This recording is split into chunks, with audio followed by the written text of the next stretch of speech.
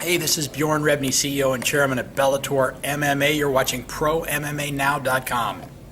No, I mean that's always the big picture, is to be the best. You know, I worked so hard to get to the top in Bellator, and you know, once I'm there, now I just got to keep it going, and you know, just I'm more driven than ever. Like I said, moving over the spikes giving me more motivation to you know, keep winning in you know, amazing fashion, and just put on great performances for everybody. Yeah.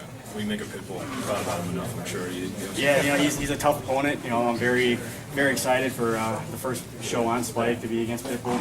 You know, he's a durable fighter. He's never been knocked out. He's lost once. Very explosive, very well-rounded. Any part of the game, you know, it goes to the ground. He's very dangerous on the ground. He has knockout power. You know, great striking, very clean, protects himself very well. So it's going to make for a good match. Do you compare yourself any differently for an explosive fighter, such as Pitbull, a guy with dynamite in both hands, and a guy that's capable of finishing the fight either standing or on the ground? You know, I think our styles match really well because I am a really good defense fighter, and I'm a counter puncher. So you know, game plan is keep my hands high, block his punches, you know, look for my openings just like every other fight. And you know, I think that's going to be a huge factor in this fight. Is just block his power, you know, grind him out to the end, and you know, just outclass him. Hey, Pat, you both have Daniel Strauss and Joe Warren in common as opponents. You knocked out both guys. He decisioned Strauss. He lost to Warren. Does that give you confidence going into it?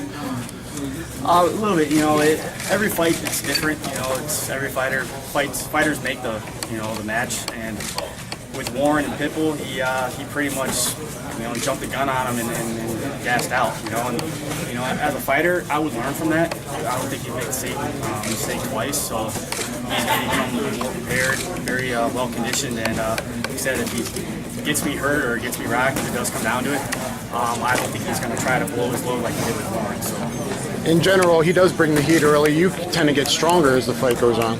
So I think that should come into play, being a 5-round fight. Absolutely. You only got to remember, it's a 5-round fight.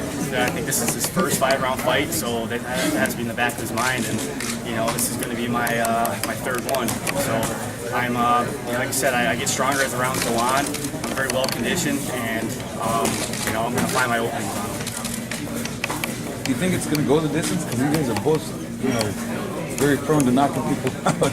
Yeah, it could very well go the distance. You know, you get two very high-level fighters going at it, and either, you know, one's gonna, you know, step aside and just take off and outclass the other fighter, or you're just gonna get two guys that are equally matched, and he's gonna go all the 5 rounds with the judges. But that's not my plan. I don't want it to go to the judges. I want to finish them. I want to, you know, like I said, put on an exciting fight and just make it known that I'm one of the best featherweights out there. Yeah.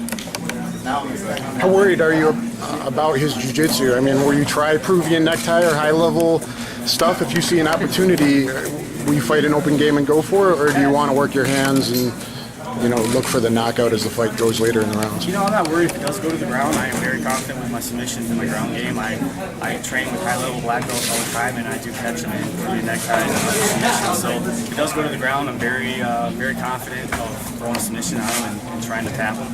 But you know, the goal is, you know, I'm a striker. I love striking. I love evolving as a striker, and you know, that's what the crowd loves. Thank you. Yeah, we've seen so many promotions come and go. Strike Force just recently, you know, closed the doors. And what is Bellator doing different that's bringing it to where it is? In your eyes, as a fighter, what do you see? Well, with Bellator right now, obviously we moved over Spike. I kind of bought Bellator, and since then it's been an uphill climb. You know, it's only gotten better and better. Like I said, I've gone to 3 red carpets now out in LA, and I've never even imagined about doing that. I went to the Brooklyn Nets game, and they're just really promoting fighters, and they're very well at, really good at doing it. So, like I said, you're seeing commercials all over. It's all over television, and you know, it's only going to get better from there. What do you think about the Bellator commercials on the UFC show? You know, I didn't personally see it, but I heard a lot about it, and I think it was in between rounds between Diaz and. It's been on the field, I think. Yeah, actually, yeah, there was a couple. But yeah, you see it in between rounds, and you know, that's awesome. I mean, that's the best time to throw it out there. You said it was the first fight on Thursday? Yeah, I mean, the first fight on the main card. First fight, main card, first time on Spike. First televised fight. Do you feel like a statement is necessary? You need to, because a lot of people may not know who you are, even if the media regards you high, and hardcore fans may know you, but coming out party, do you feel anything like that? You know, I'm not feeling any added pressure, but, you know, I want to go out there and, you know, start to show off right, you know. And Bjorn and Bellator, the guys from Bellator, did the right decision making it the first fight, and I know it's going to be exciting. So all we have to do is just go out there 100% and, you know, just see what goes from there. You know, it's going to be exciting either way. How long after your orbital injury, how long did it take you to feel comfortable with it?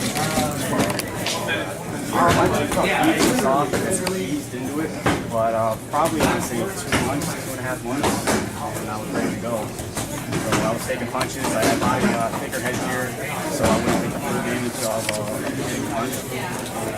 And covered mine, and I wouldn't have to worry about that. And, my training camp's been nothing but great, no injuries, 100%. I feel 100% better. So was it a matter of kind of like the first time you got hit pretty hard, you realized, okay, I'm all right now, that sort of thing? Or? I've been hit pretty hard, but he just hit the sweet spot, and it was an instant. I went blind. I knew instantly there was something wrong, and he didn't hit me in the nose, but the left side of my eye started bleeding right away, and it took about 30 minutes for my vision to come back. You know when you have a serious injury. I've been hit so many times, I just know when there's something's wrong. In terms of when you return to training, was there a point where you're like, okay, I'm good to go now? Absolutely not. I jumped right back into it, and you know, that much time off from the gym, I miss it. It's my life. I live in the gym. I love training. I love just training hard and getting in those hard sparring sessions, and you know, that's what I did. I jumped right back into it. And, you know, I missed it. So. For Pitbull, you feel like you're the naturally bigger guy in this fight? He's just, I'm taller for sure, so I'm gonna have a longer reach. He's shorter and stockier, but strength-wise, I know he looks very strong. He's a very bulky, short, explosive guy, and you know, I'm not doubting his strength at all. So, like I said, I'm very wary of it. It's not gonna really affect my game at all, but. Yeah, he's definitely strong. I noticed he did take down Strauss a couple times in his fight, and you know, Strauss has really good hits. And, I know that from experience. I trained with Strauss before, and you know, seeing him do that to Strauss, you know, just shows his level of wrestling and his takedown. So when you're fighting a guy that's physically like that, shorter squatters, how does that affect the way you counter, the way you approach? I mean, what are you looking for from a guy like that? I just want to be careful of getting too close to him, but like I said, I'm a longer fighter, so I got to use that for an advantage and keep him at the end of my punch. You know, I'm very good at timing knees when the guy shoots in, so I'm going to be doing that as well. If he starts shooting in and I get his timing down, I'm going to start landing some hard knees on him, and it's going to, you know, change up his game plan of shooting in on him.